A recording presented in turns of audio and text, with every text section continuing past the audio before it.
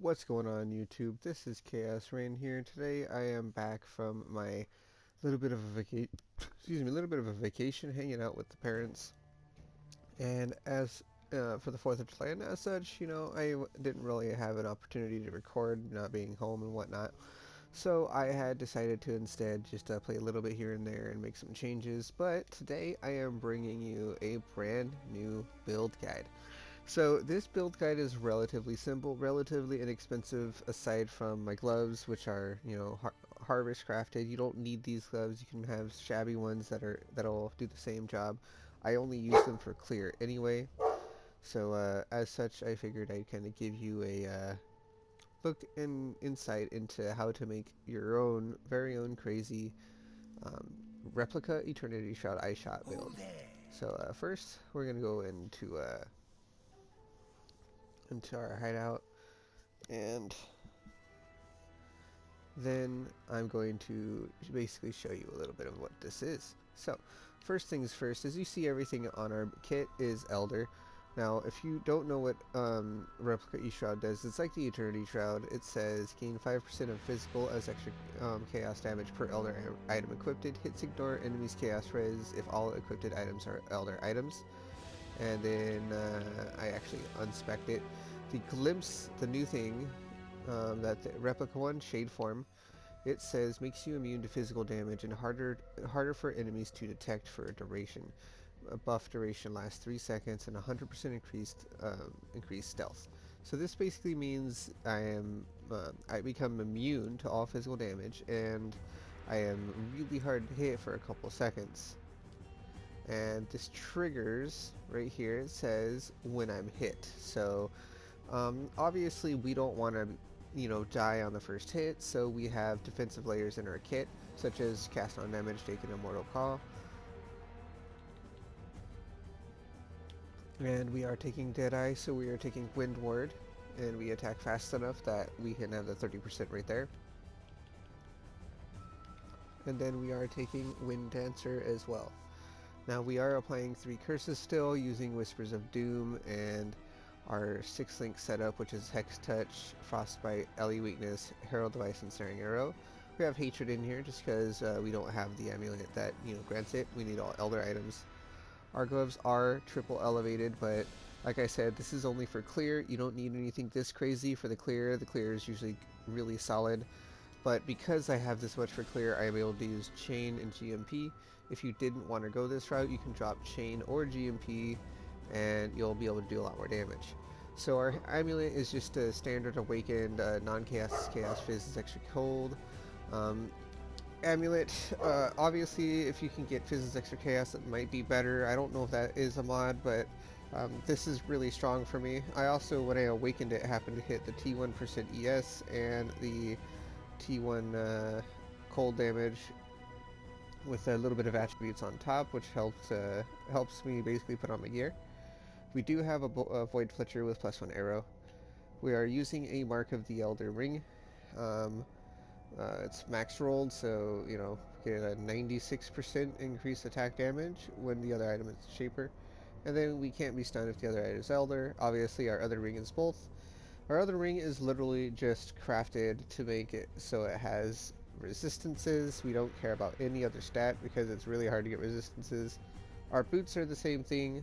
We tried to do the Veiled Chaos craft and end up hitting Strength Dex, which Strength helps us to use some of our gems.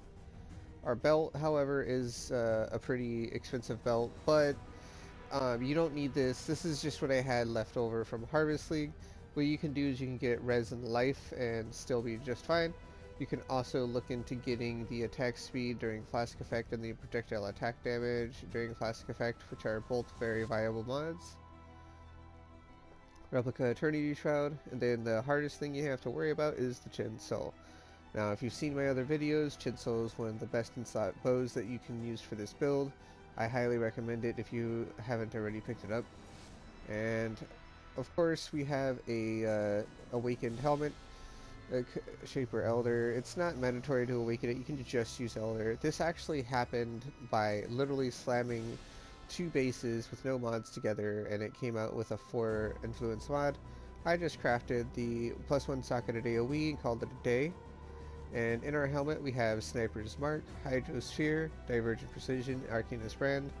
So Arcanist Brand casts both of these two, and both of these two are supported by everything I believe in here, aside from Hypothermia as supported by Sniper's Mark, but everything else works, less duration works, all that other stuff works for these, so it ends up being a really cool little addition.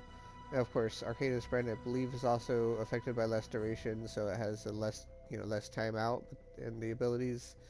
But usually we only use it on bosses, and this is how we're auto-procking the last two parts of our kit. Our jewel is just crit multi, a little bit of damage, a movement speed if we haven't taken damage recently on life. And then our jewels we are using to inspire learnings. A Lion Eye Fall, so we get more crit chance crit multi on these nodes here. We are taking the full crit wheel here, taking some speed here, taking some more speed here. Life nodes, 1 5-point voices. We have 3 eye to eyes. One of them is a streamline, the others are repeaters. And then we have a int life sweat personality. It's only giving us 30, but it works. And then a strength accuracy sweat personality to basically solve our stat issues. And what else? That's pretty much it as far as jewels go.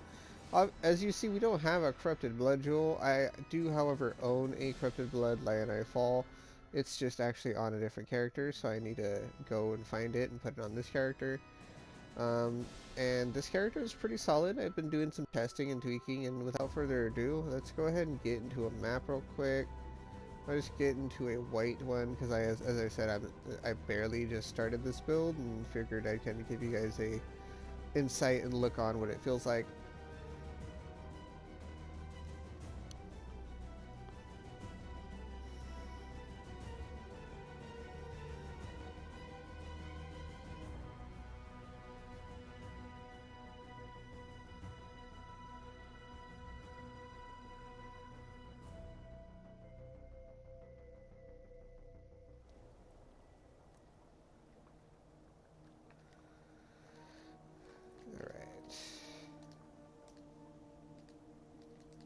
Now, we can drop one of our inspireds and use a Corrupted Blood Jewel. However, I have not decided to do that yet, just because for now the inspireds help making some of the juicier maps faster, so I like them there. So now for this fight, we literally apply our brand real quick, then we step up and the boss is dead. That is literally how fast we kill it. When the boss has more HP, even if it has double HP, it's only like 1 second longer.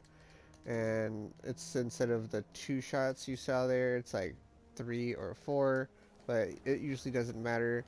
I've just tested this on Drox, and I wish I could have recorded it, but I wasn't home at that point.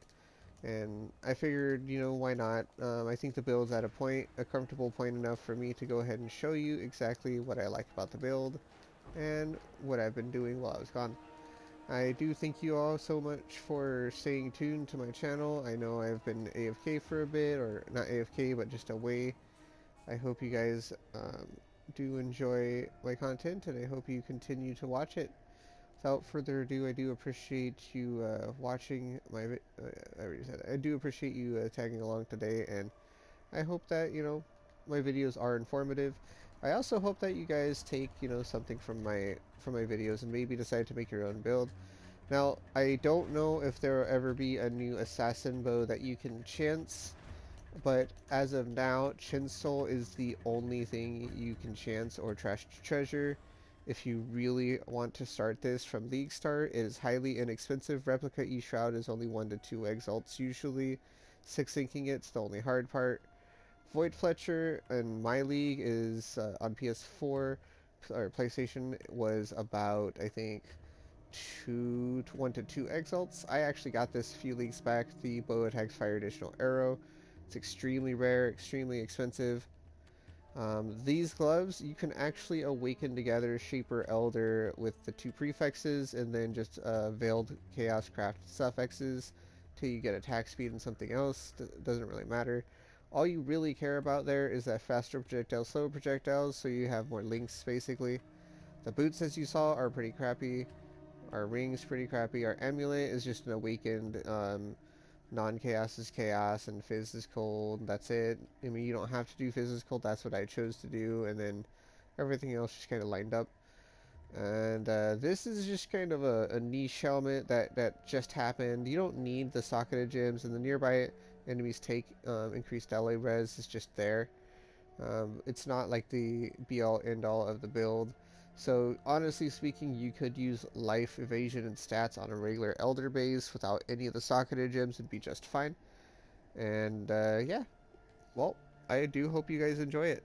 This build was really fun to build up and even more fun to play. It feels a lot like Eternity Shroud, the original version, but Eternity Shroud, in my opinion, has its own shortcomings, being that you have to invest so much to get it to work, like to the same level this one does. And if you think about how much currency I had, or not currency, but how much currency I had to spend on that Eshroud build compared to this build, and this build feels like it's doing similar damage, I would say that you should definitely look into this build. Now the extra arrow is a little bit of damage, but it's not like the hugest amount. It is one more arrow, obviously, so it's one more explosion, but that's not like the be-all end-all of the build, as I said. You can actually use any corruption that loses the pierce, and you're fine. Before I do forget, I believe I didn't show you these. We have endless munitions and ricochet to go with wind ward and gathering winds. We do not take fire shot, obviously, because we are chin soul point blank, and we are scaling as much eye to eye and other damage notables as possible. Well, without further ado, this has been Chaos-Reighn. I do appreciate you guys for joining me in my videos, and as always, you guys take it easy. If you have any questions, please feel free to comment in my videos. I will get back to you as soon as I can. If you have any build requests or item, just showcases or anything like that, please feel free to send me a message down below. And if you want any advice on how to do it, I will be glad to let you know. Thank you very much.